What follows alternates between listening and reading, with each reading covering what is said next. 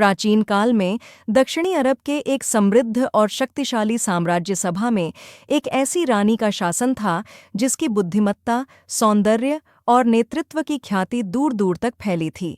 यह रानी थी बिलकीस, जिन्हें सभा की रानी के नाम से जाना जाता था।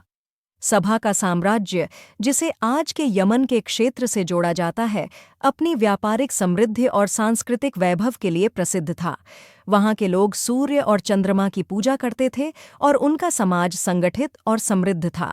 बिल्किस एक ऐसी शासिका थीं जिन्होंने न केवल अपने राज्य को समृद्ध किया, बल्कि अपनी प्रजा के बीच न्याय और समानता को भी बढ़ावा दिया।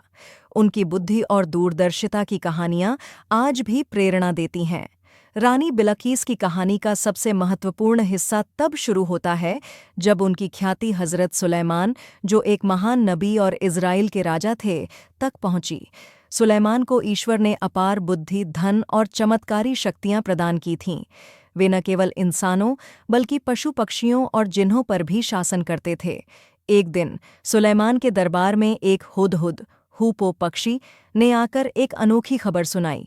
हुदहुद ने बताया कि उसने सभा के देश में एक ऐसी रानी को देखा है जो अत्यंत शक्तिशाली और बुद्धिमान है।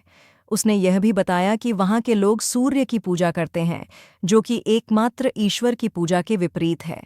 यह सुनकर सुलेमान उत्सुक और चिंतित हुए।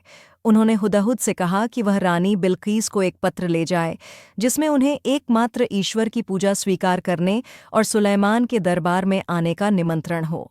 हुदहुद ने सुलेमान का पत्र रानी बिलकीस के पास पहुंचाया।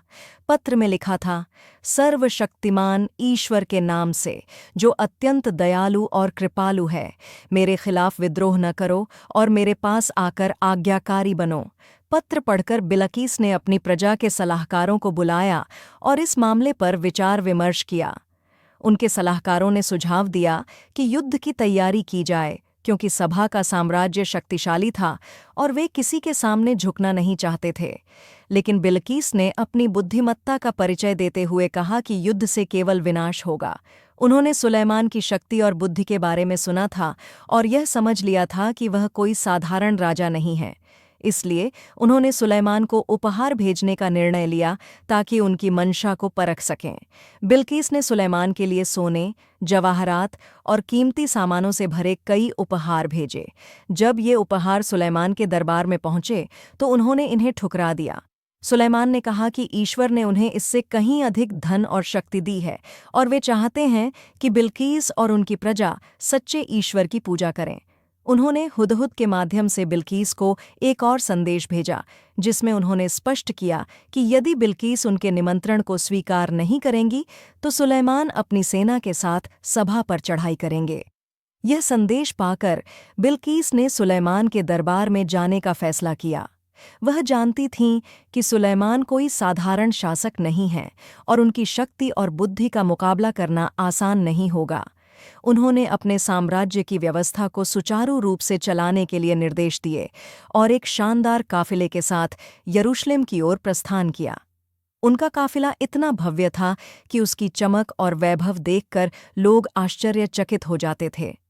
बिल्कीस ने यह भी सुनिश्चित किया कि उनका यह सफ़र न केवल एक राजनयिक यात्रा हो, बल्कि सुलेमान की बुद्धि और शक्ति को परखने का अवसर भी हो। जब बिल्कीस सुलेमान के दरबार में पहुंची तो सुलेमान ने उनका भव्य स्वागत किया। सुलेमान ने बिल्कीस की बुद्धिमत्ता का परीक्षण करने के लिए कई चतुर योजनाएं बनाईं। एक प्रसिद्ध घटना में सुलेमान ने अपने जिन्हों से बिल्कीस का सिंहासन सभा से यरूशलेम लाने को कहा। जब बिल्कीस ने अपना सिंहासन देखा तो वह आश्चर्यचकित हुईं, लेकिन उन्होंने अपनी बुद्धिमत्ता से यह समझ लिया कि यह सुलेमान की शक्ति का प्रदर्शन है। सुलेमान ने एक और चतुर परीक्षा ली जब उन्होंने बिल्कीस को एक कांच के फर्श पर चलने को कहा, जो पानी की तरह दिखता था।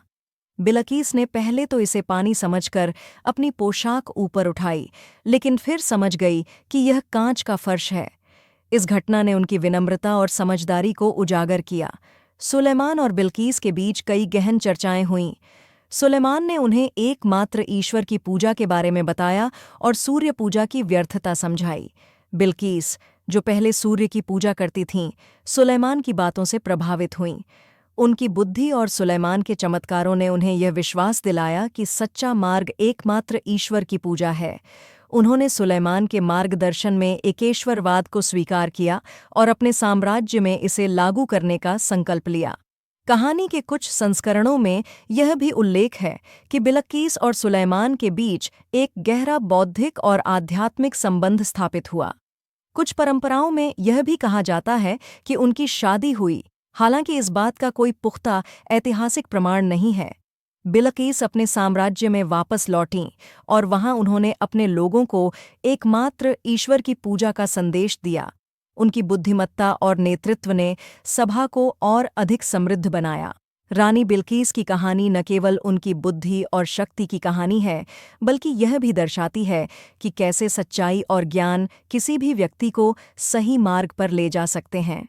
उनकी कहानी आज भी प्रेरणा देती है, विशेष रूप से उन लोगों को जो नेतृत्व, बुद्धिमत्ता और साहस के गुणों को महत्व देते हैं।